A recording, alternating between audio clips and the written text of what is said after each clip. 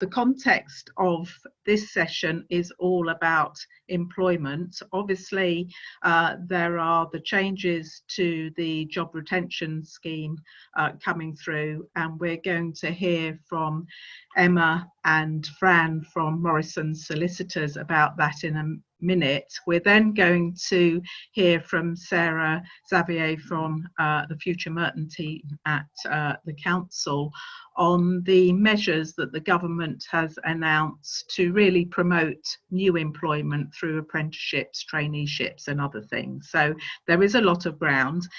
We have one question already sent in, Julia. I've just got that this morning, so I will write it up as, I'll put it in the chat box as both Emma and Fran are talking. But I'm going to actually get us going because, as I say, we've got a lot to get through. So welcome, first of all, to Emma from Morrison's Solicitors. Welcome.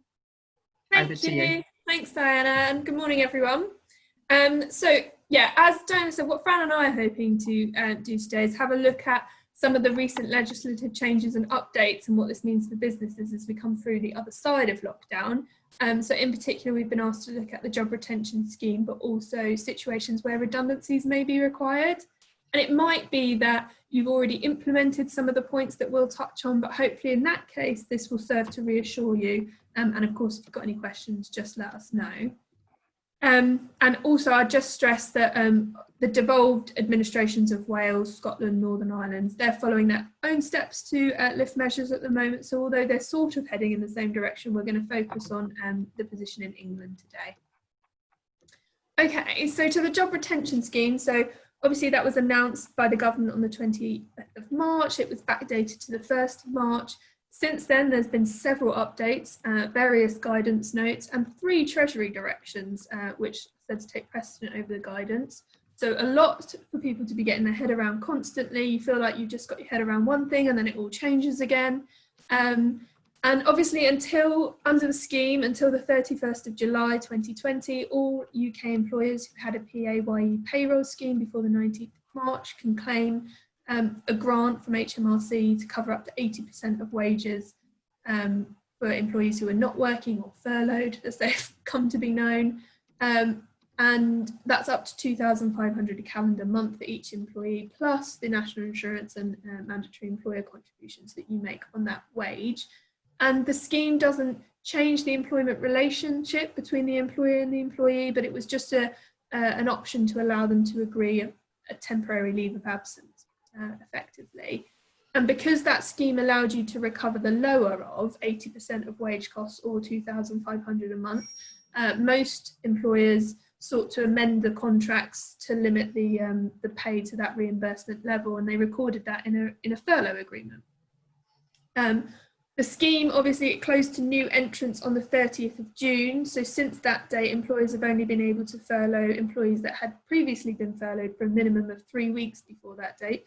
So in other words, those that have been furloughed since the 10th of June 2020, with the exception of those returning following a long period of statutory family leave, or a period of mobilisation for military reserves.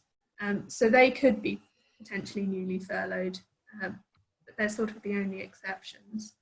Now, since the 1st of July, furloughed employees have been able to return to work on a part-time basis. Employers have to pay in full for the days that are worked, but they can still claim under the job retention scheme for the days that have not worked, subject obviously to the relevant caps. And separate claims have to be made for June and July, even if the furlough period is continuous, and any claim under the scheme to the 30th of June has to be made by the 31st of July. And I will touch more upon claim periods later. But first, just having a look at this flexible furlough scheme, the new look version of furlough that's now in place. And I know that some people are waiting until the end of July when there's changes around contributions before they make use of that flexible furlough scheme. So just to touch on what you need to do, I mean, you need to decide which employees to designate for flexible furlough. So when doing that, you need to think about fairness and making sure that you don't fall foul of discrimination legislation. So you have to identify what jobs and skills are needed for that flexible period. Think about whether you ask volunteers first, whether you do it on a rotation basis. You might use a selection criteria in the same way as you do for redundancy, but to identify who you might need back. And you need to be sure that you don't make any assumptions. So for example, don't assume that everyone over the age of 70 wants to remain on full-time furlough, because that's when you can get into tricky situations. You need to notify employees that have been selected for partial return to work of the intended change. You need to consider whether you need to consult with either the employees or employee reps, trade unions as appropriate, about any changes to terms and conditions. And that might also impact on your obligations around collective redundancy consultation if refusals could lead to redundancies. So if they don't agree to these changes or coming back, and it means that the company has to make more drastic decisions. And Fran's going to touch upon that a bit later, so I won't go into detail on that now. And then you need to record the changes that you've agreed with the employees in writing. Now, in terms of actually flexible furlough itself, there's no limit or restrictions on the working arrangements that can be agreed with furloughed employees. In fact, the guidance states that you can bring employees back for any amount of time or shift pattern. So it might be that they come back for a week, or it might be that they come back for 1 day a week, or it might be that they come back for a particular project. And you don't need to furlough them for a minimum of 3 weeks now. So any rotations on and off can be made on a more frequent basis. The new working arrangements need to be agreed between the employer and the employee before the claim period starts. And employers will need to report both the hours worked and the usual hours that employees would have been expected to work in a claim period. So if you're making a claim in advance of your payroll dates, you need to be certain about the hours that the flexible furloughed employee is working. And so it can make calculating the amount a bit more complicated. So keeping accurate records is going to be key with this. And then the other thing is that the number of employees an employer can claim for in any claim period now can't exceed the maximum number that they've claimed for under any previous claim. So that might be relevant, particularly where you were rotating employees on furlough before. And you just need to keep in mind that if you've got newly furloughed employees under the exception, so for example, those who have been furloughed recently following statutory family leave or as a result of mobilisation into military reserves, or perhaps if you've gained new employees as a result of 2P since the 30th of June 2020, there's a particular way for how you calculate the maximum with them. But in general, if that doesn't apply, you're limited to the maximum you had in your previous claim period. So that's kind of all kicked in from the 1st of July with this idea around flexible furlough. And in fact, the government's been criticised, but it's been praised for this. Other countries have allowed flexible furlough from the beginning. So it is something that's seen as a good thing, but that's not the only change that's coming in. The other changes that are coming in are around the contributions that employers will be expected to make towards the furlough pay, which will be on varying levels. So from the 1st of August, employers are going to be required to pay national insurance contributions, employer national insurance contributions and pension contributions, employer pension contributions. So that's from August. And then from September, employers will also be required to pay 10% of the furlough pay. So that will be capped at £312.50. And then the government will make up the next, sorry, quick maths there. I apologise if I'm wrong, and then the government will make up the 70%, so £2,187.50. And then from October, it will step up again. So employers will need to pay 20% on top of the NICs and pension. So that will be £625. And then the government will pay the 60% of £1,875. And so that all still needs to be passed on to the employee. So the employee will still get 80%, but now businesses are starting to contribute more and more. And of course, where you're allowing people to return on a part-time basis, then the caps will be proportional to the hours that they're actually on furlough, as it were. I did say that I would come back to claim periods briefly, because this is a change around this works as well. And this is the period that you're claiming for, so the days that you're claiming for the grant, so it doesn't necessarily match up with the furlough period. But from the 1st of July, claim periods must start and end with the same calendar month. So you can't have a claim that straddles 2 calendar months now. And the idea behind that is just so it matches up with the changes towards the HMRC contributions. So everybody knows what's happening in July, then everybody knows where they stand in August, and everybody knows where they stand in September, etc. And the claim periods have to be at least 7 days. So not the furlough periods, but the claim periods have to be at least 7 days, unless you're claiming for the first few days at the beginning or the end of the month. But you can only claim for fewer than 7 days if the period you're claiming for includes either the first or the last day of the calendar month and you've already claimed for the period immediately before it. So in other words, that's allowed in order to take into consideration that a month will very rarely neatly start with a month and a week and neatly finish with a week. But other than that, your claim periods are for those months. And you can only claim for employees on flexible furlough once you've certainty about the number of hours that they're going to be working.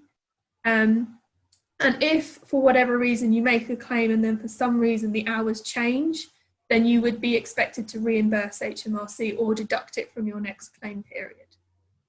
And you can only make one claim during a claim period. So you need to claim for all employees in each period at one time. So you need to be very on top of your record keeping. Now, a question we're often asked is whether you need to enter into new furlough agreements with employees. And the answer is almost certainly yes, unless the intention is that the employee will remain fully furloughed and that the existing agreement that you have covers the period moving forward through to October, which it won't always, because some people initially only had that furlough arrangement up to June and then extended to July. So you might have one that covers all of the period.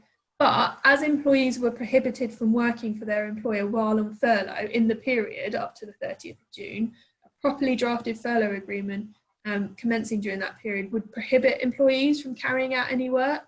And given that you need to now agree the flexible furlough arrangements with the employees, you're either going to need a side letter to update that agreement, or you're going to enter into a new agreement with them to just set out what's now expected.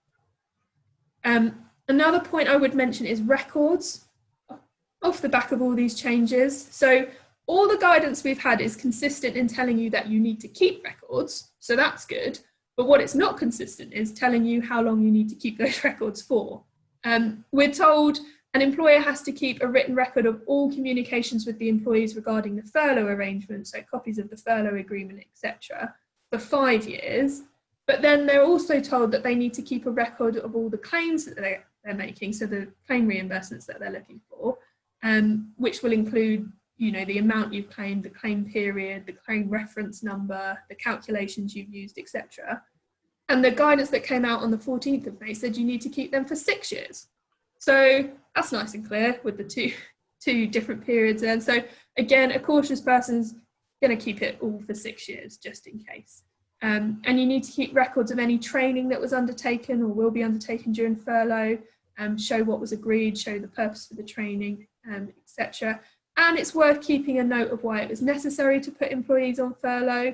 It's all very fresh in our mind now, but the reason I'm saying this is because the government has explicitly identified the right to retrospectively audit all aspects of the scheme, and they will claw back any fraudulent or erroneous claims. So if you've got all this paperwork, if in however many years' time and your business is back up and running fully and you're busy, you get these questions posed to you, you've got records of all of that.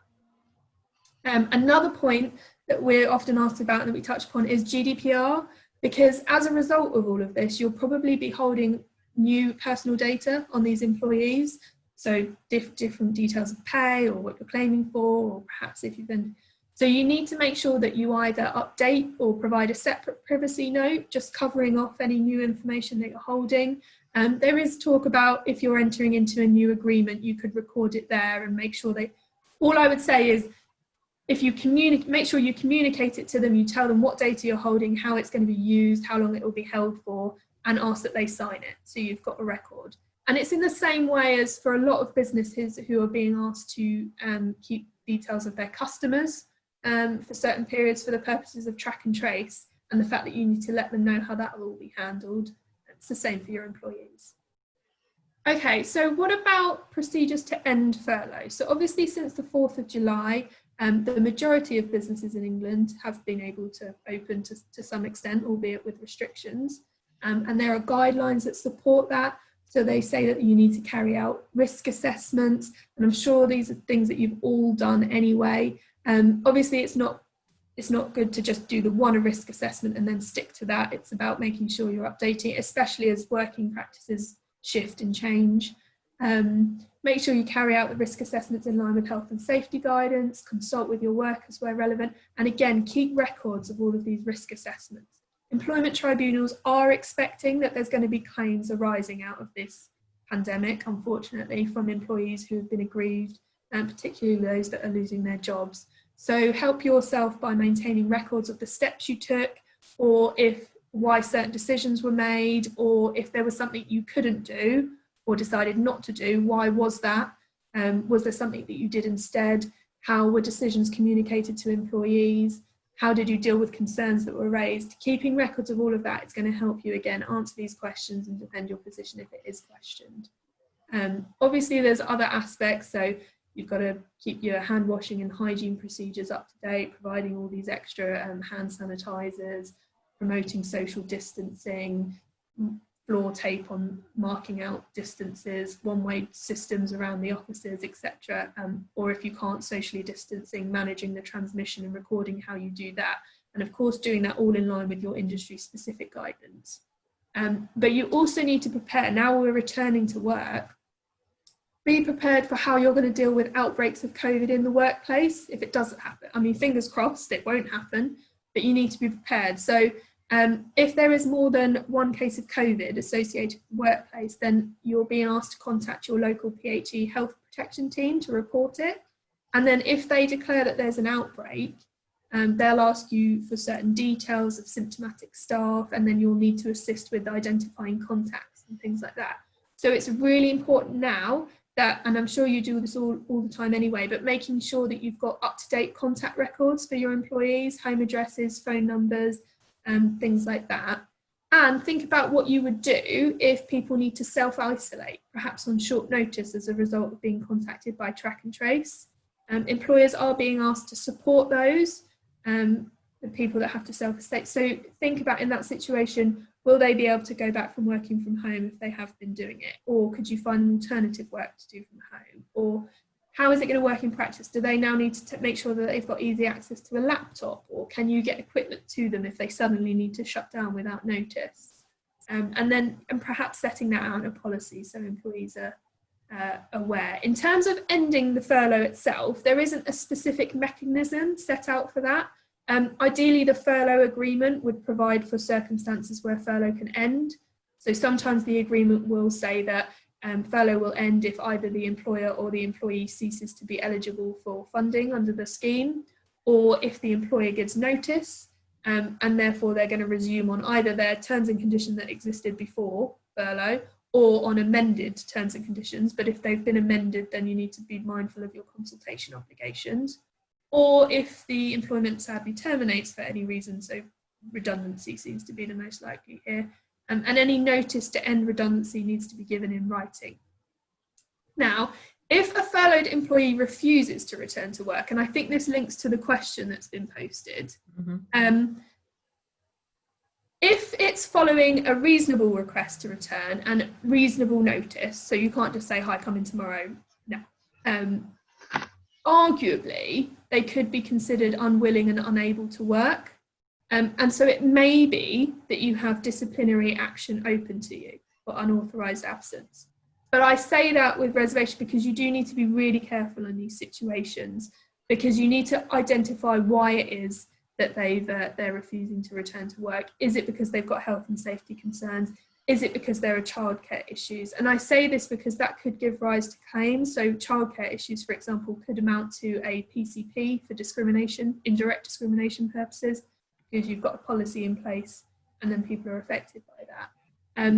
So I think it's going to be about having dialogue with them first. I think the most frequent one that I've had, and I don't know if Fran's the same, but the most frequent one I've had is concerns around health and safety, and they're just refusing to do it because they have concern about that. And we've been able to approach them by asking them to identify what exactly it is that they have concerns about. And there are differences between concerns that they have with your workplace and concerns that they have with the world at large, because obviously you have different obligations around that. And actually, we did find that some, when we were asked to put what their specific concerns were, they didn't really have anything to say. It was just sort of a general fear, which I do get when you've been on lockdown for 4 months and then you're being asked to come out. The first time you have to do that is often quite worrying. And so keeping that dialogue open, we've been able to resolve issues that way, or where they've identified specific concerns and we've spoken to them about what we've done, and perhaps you use a phased return, you come in for a bit. Obviously, if they just keep refusing to do it and it's not reasonable, then we might consider whether there's stronger measures that we can take. It is often very, very fact sensitive though.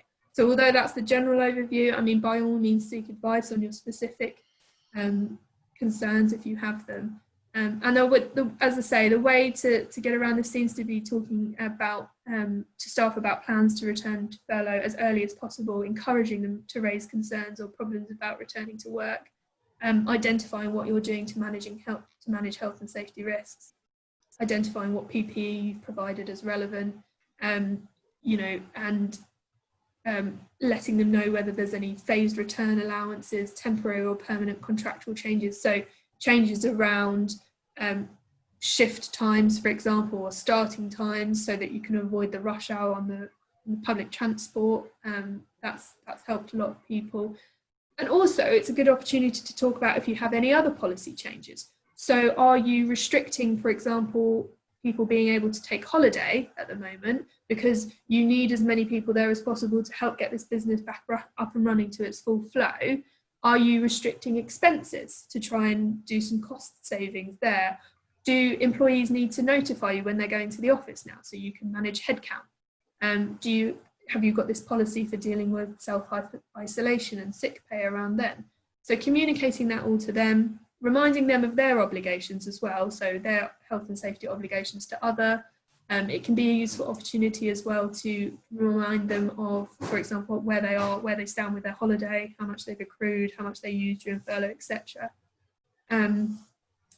So yes, I do appreciate that it can be difficult, but we have navigated our way through it, and communication is very key. And one more point I will just mention before I go, because I'm conscious of time, is that obviously on the 8th of July, the Chancellor announced this bonus, job retention bonus, or as part of his plan for jobs for 2020. And that's £1,000 to be paid to the employers. And this is a bonus for employers rather than having to be passed on to employees. So that's something.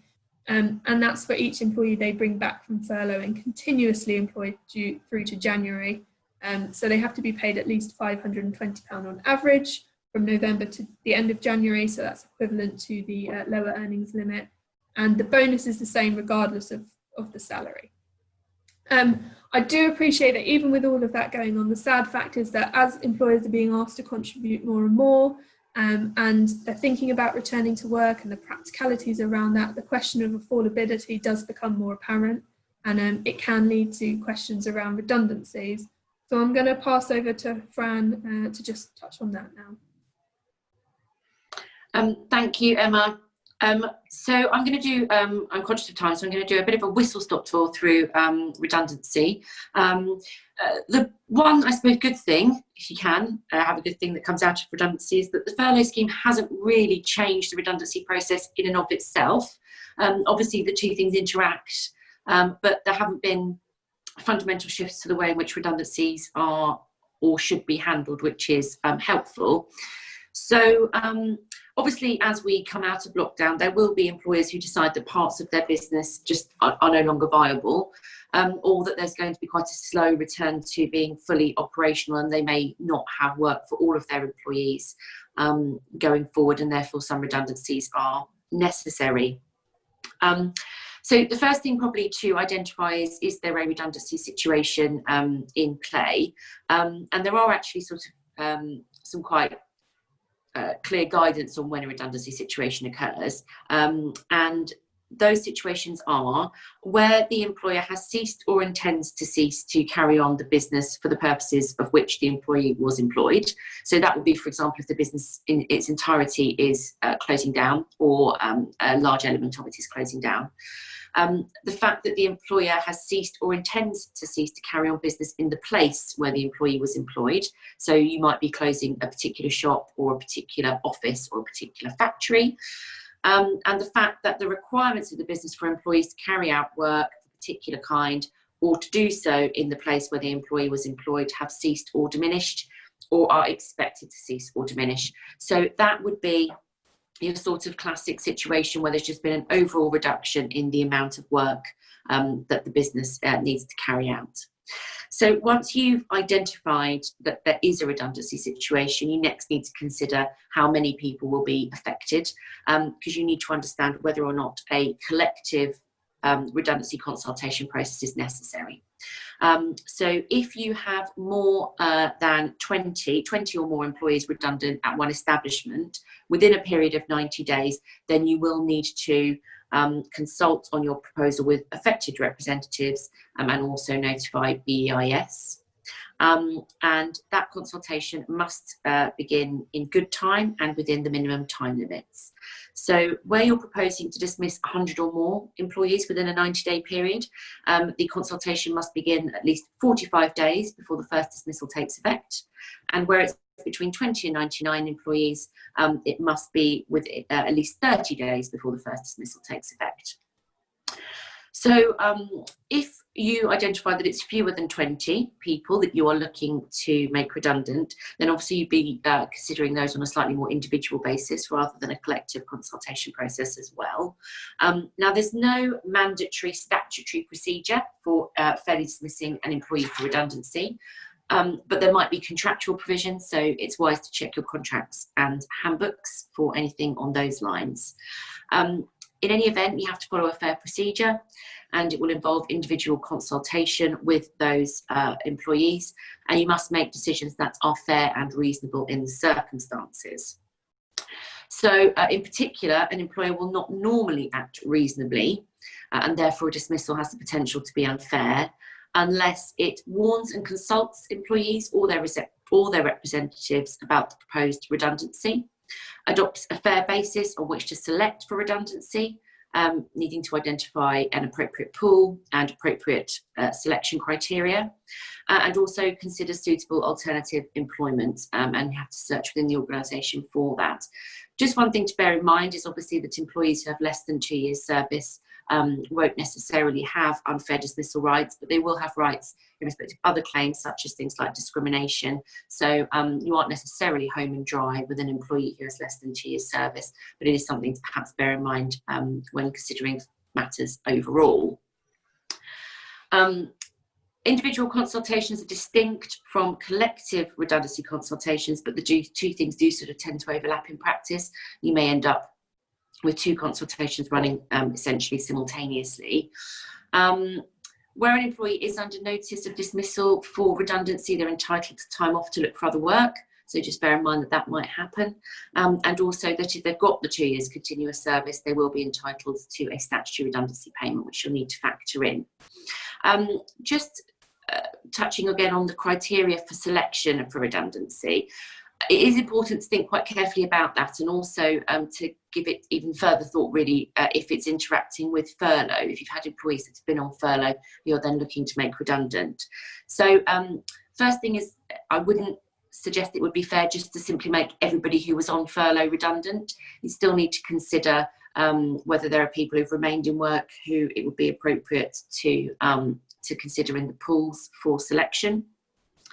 You also need to be sure that you don't just dismiss people on furlough, particularly because those people are perhaps more likely than others to have a protected characteristic such as disability, or for there to be issues connected with direct or indirect sex discrimination relating to childcare arrangements. So do you need to be quite careful about that. Age would obviously be another one that would need to be considered. So can an employer make employees on furlough redundant, and that's the question we have been asked, and the basic answer is yes, you can. The guidance does state that an employee can be made redundant while on furlough or afterwards, and that their employment rights connected with redundancy are not affected. And another question that comes up quite a lot is, can a redundancy be challenged by the employee, arguing that they should have actually remained on furlough rather than have been made redundant sort of now or in the near future? We think this would probably be a factor for consideration, but it wouldn't be definitive one way or the other. I think the reality is that if you have a situation where an employer is expected to start contributing more significantly to the furlough scheme, and the writing is on the wall to all intents and purposes with respect to the ongoing situation, it may well be reasonable to end the employment relationship by reason of redundancy, even though there is the potential for the employee to have the opportunity to remain on furlough for a longer period of time. But this will all turn on its individual facts, so it will be something that everybody needs to bear in mind. I think it would be sensible when making any decision about the timing of a redundancy process, if it's during the furlough period availability, to sort of keep a note of why you made the decision to do it now rather than later on down the line, and that if you don't anticipate any significant uplift or change to business situation in that time, that you keep a note of that and your justifications for doing so, just in case it's challenged at a later date. So just a couple of slightly more technical points about things relating to furlough and redundancy. We've been asked a lot about notice and what you do about employees who are on furlough, and whether you can reclaim any help with notice pay. There's a slightly strange situation with notice, and it occurs in a number of employment situations, and as far as I'm aware, nobody's entirely clear on the definitive reason why this happens. But depending upon your employee's notice period will depend upon whether or not you have to pay them full pay or can continue to pay them reduced pay if they are serving out their notice whilst on furlough. If an employee's notice is the same or less than their statutory notice would be, then the employer should pay 100% of the employee's regular pay during their notice period. If their notice is at least 1 week more than the statutory notice would be, then the employer can keep the employee on 80% during the notice period. I appreciate that that is entirely arbitrary and appears to have no rationale behind it, but nevertheless, that is the current position. We have encountered quite a lot of people saying, well, can I serve notice and then keep on reclaiming under the scheme whilst the employee is on notice? As far as we're aware, the position is yes. We do recognise, however, that the government have, as we've said before, given themselves the ability to retrospectively look at all of this, and it's possible that they could change their position on that. We think at the moment that that is okay. One thing that they can't do, however, is to claim back for pay in lieu of notice. So if you terminate immediately and make a payment in lieu of notice, you will need to make the entirety of that payment from the business's own funds and won't be able to reclaim any of that. You also can't claim for any redundancy, statutory redundancy payments under the furlough scheme. And just one final point to cover off, which is in the unfortunate situation where a business becomes insolvent and you're unable to make the necessary payments due to the employee. There is the National Insurance Fund, which can make payments to employees in these circumstances.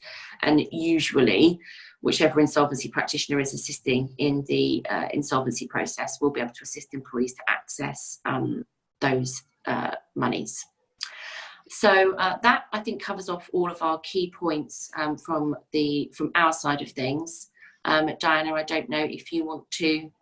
Yeah, no, I'll take back over, and just, I think the devil's in the detail, and you really rattled through a huge amount of information there. So thank you both, Emma and Fran. And we will come back to questions. So store your questions or put them in the chat, because we're swiftly going to move across to Sarah Xavier from the Future Merton team at the council. Sarah works with a 5-borough partnership called the South London Partnership, and we are looking at that at employment and skills, and Sarah's going to update us on some of the job measures that the government announced a couple of weeks back. So over to you, Sarah. Okay, thanks, Diana. We've talked about the Chancellor's announcement on the 8th of July, and as part of that announcement there was policy around plans for jobs. Sorry, everything's blowing off my shelf. The plans for jobs proposals was around supporting people in finding jobs, enabling them to gain skills, and providing targeted help for young people to get into work. So in terms of you as an employer, that also means there's support for you through those policy changes. The DWP have created an employer help page, which is called Job Plus. Thanks, Dan has shared the useful link. So on that page, the particular help for employers is around finding candidates if you need to now recruit. But there's also support with managing redundancies and advice on furloughed staff. In terms of the recruitment support, there's actually a link within the page called Find a Job site, which is a service that's offered to job seekers but also to employers, and it's about enabling people to quickly identify their need for employment. Through that, in terms of the employer can create a free login, can post vacancies, and people that are seeking employment can seek jobs through that site as well. So it's a free account, so it's worth using if you are thinking about recruitment.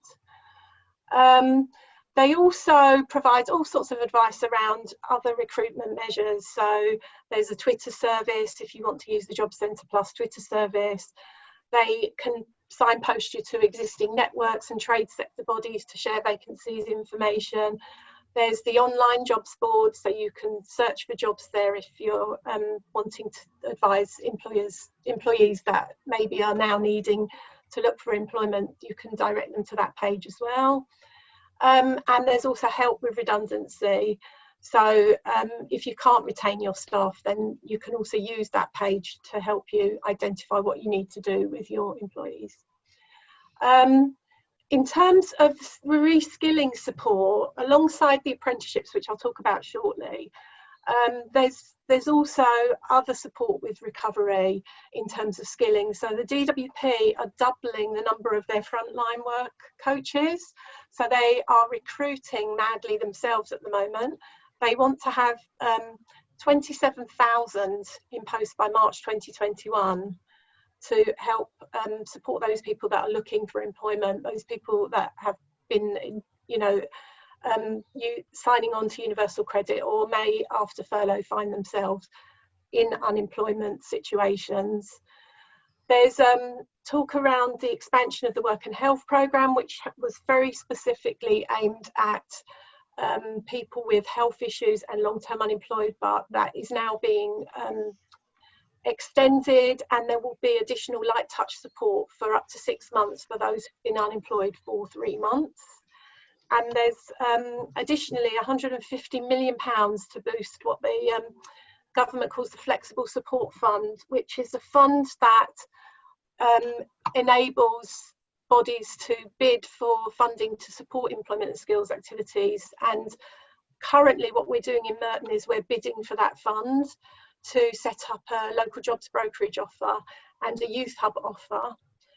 The jobs brokerage will be a bit like the Croydon Works offer. So for employers, it will mean that you will be able to advertise your jobs, seek out any apprenticeship opportunities that you're interested in pursuing further and finding out more information on.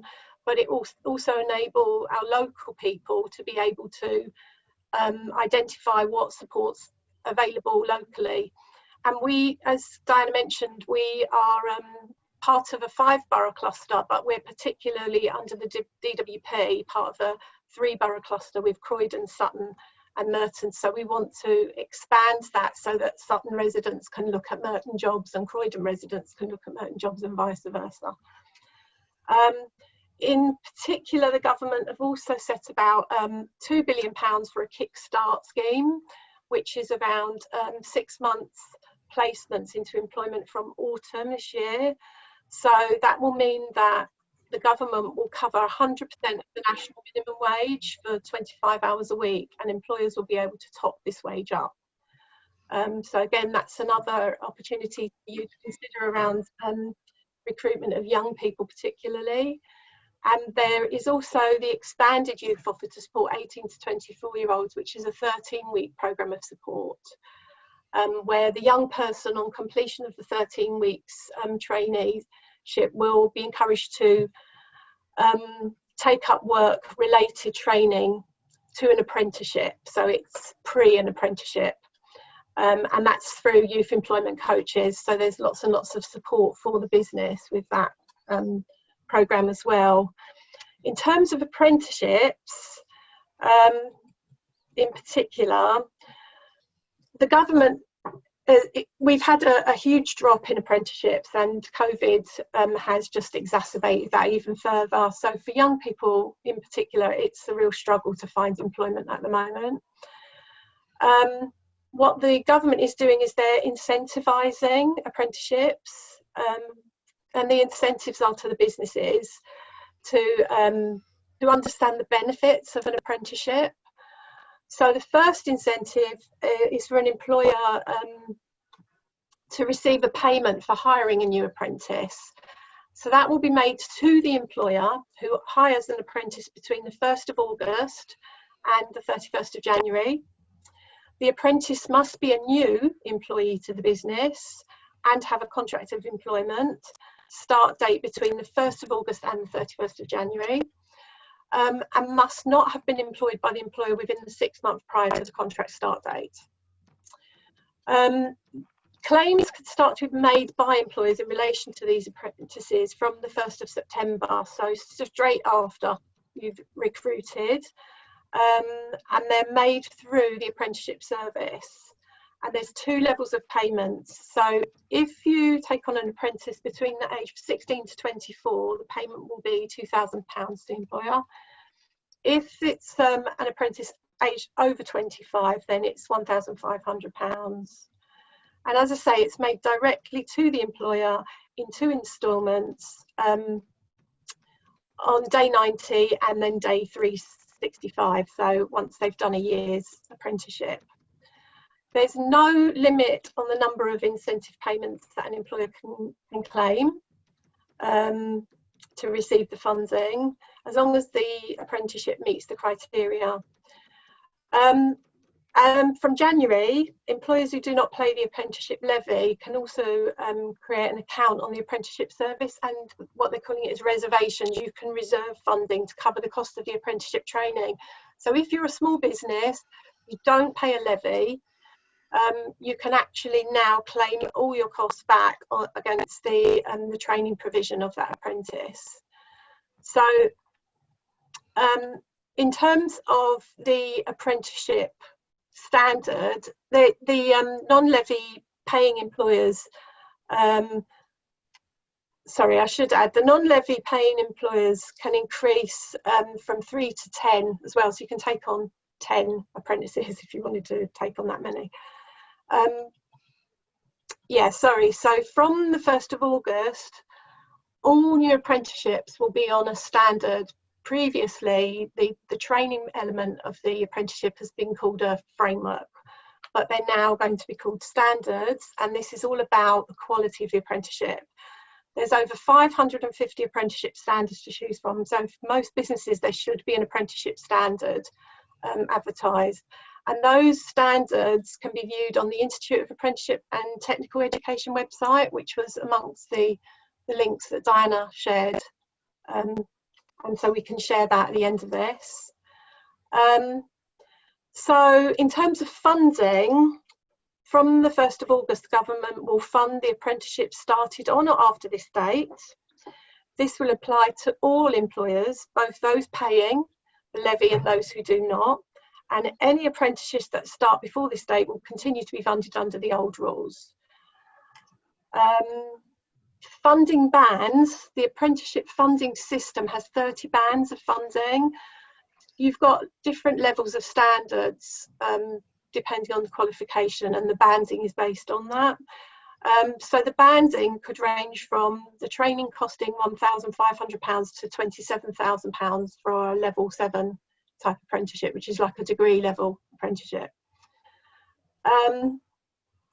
There's also a request to businesses that don't pay the non-levy. They need to make a financial contribution. It's not massive, but they're calling it a co-investment. And so it's made directly to the training provider. It's a cash contribution, and the investment is 5% of the total price of the apprenticeship training. The only exception to that is small employers with fewer than 50 people. So that probably represents most of the people on the call here. So yeah, those employers with fewer people, fewer than 50 people working, and if they invest in an apprentice that is aged between 16 to 18, or those 19 to 24 who have previously been in care or have a local authority education, health and care plan, they will be exempt from that co-investment payment. And finally, in terms of apprenticeships, the additional payments for employers to support for young apprentices. So if you take on an apprentice between 16 and 18 years old, it's recognised that those young apprentices sometimes have additional costs associated with supporting them. So that might be pastoral care, or they might need more support in the workplace. And in order to support the employee, they will receive £1,000 to help meet the costs associated with those additional costs for them. And that's paid in 2 instalments at 90 days again, and at day 365, so when the year's apprenticeship is completed. That payment is made to the employer via the training provider they choose, and they will pass that money on. So in summary, I've suggested lots of links that Diana can share as part of this webinar, which covers off all the activities around the reskilling, seeking out jobs and recruitment for those businesses that see themselves needing to recruit after this COVID-19 episode. That's it. Diana. Yeah. Thank you, Sarah. That's very quick. It was very quick, and I think it's great that the government has put money into stimulating these employment measures, but it still sounds pretty complicated, doesn't it? So I think this morning we've had a very packed session full of quite complex items. I have put the links to that, the things that Sarah's referred to, in the chat box, so we will send them out afterwards, but you can actually copy that and email it to yourself. We're going to go straight to questions because we haven't got long, and there was one from Claire at Peacocks. Claire, do you want to come in and say that one? It was just about Section 88. It's a bit of a mean question, possibly. Fran's laughing. When you talk about how employees might only be entitled to the reduced furlough rate if for notice pay, if you think they're entitled to 100%, I'm confused myself, and it's my question. If you think they're entitled to 100%, can that be 100% of whatever reduced rate they've contractually agreed through the furlough agreement, do you think? Or does it have to be the full 100% of their normal salary, ignoring whatever they might have reduced it to? I think arguably, if you have a contractual variation to pay, which is extended sort of almost on a permanent basis and hasn't been limited in time by the furlough agreement to the end of July or whenever it was that you decided, then I think it's arguable that that is their rate of pay, and therefore that you are paying them at 100% of their new rate of pay. So I think that is an arguable position to take. And I think from an employer's perspective, it's probably a relatively low risk position to take, because if the employee does argue and you are minded to do so, you could just top up by the 20% and settle it if it comes to it. But certainly I think I had a couple of clients who have offered sort of almost some options for notice. So they've done, for example, an option to pay at full pay for the contractual notice period, or to pay an extended notice period at a reduced rate for the duration of the remaining furlough period, essentially. And where we've done that, the position we've assumed is that because the contract has been varied, the new rate of pay prevails. Well, that question to me really reinforces why we have lawyers and lawyers really, and accountants, I guess, to do the sums. But I think what's really come across to me is you do really need to know your stuff, because you can save yourself quite a lot of money, can't you, if you take some of those paths that you have outlined, Fran, on furlough and redundancy, sort of that transition. Does anyone else have any other questions? No? I mean, if you do, and I'm sure we can put those forward to you, and obviously we will share, or have already shared, the contact details for Fran and Emma at Morrison. So yeah, the devil's in the detail, isn't it, there for sure. And I really feel for employers at the same time of reopening, really got to navigate this pathway through, I guess, to recovery, but obviously staff costs are a key element of that, and what that plays, what part that plays in the recovery plan. So thank you for that detail this morning, a really essential element for employers to get to grip with. We are doing our next Reach Out and Connect, again with Merton Council, and we're moving away really from the information that has come out over the past, I don't know what, 3 months, isn't it, I guess, from government on all the schemes and the information on reopening, because we want to now start helping businesses get back to business, and our next session is therefore going to be around the future is digital, because I know we've all lived in a digital world for the last 4 months, and I think we all know that it isn't going to go away, and certainly for those that are offering services and products and what have you, having a digital presence is even more critical than it was before lockdown. So that session is on the 28th of July. If you'd like to register, you can obviously do that through our website.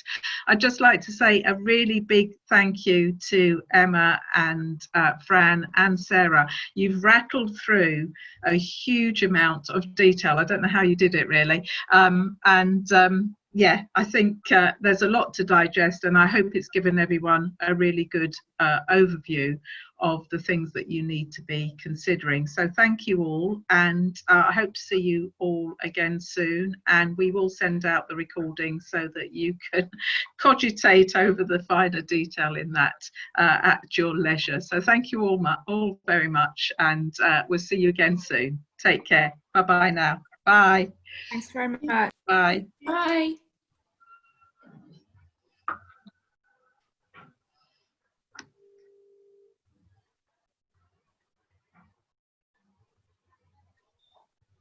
There's Julian. Well, good. That was lovely. Thank you.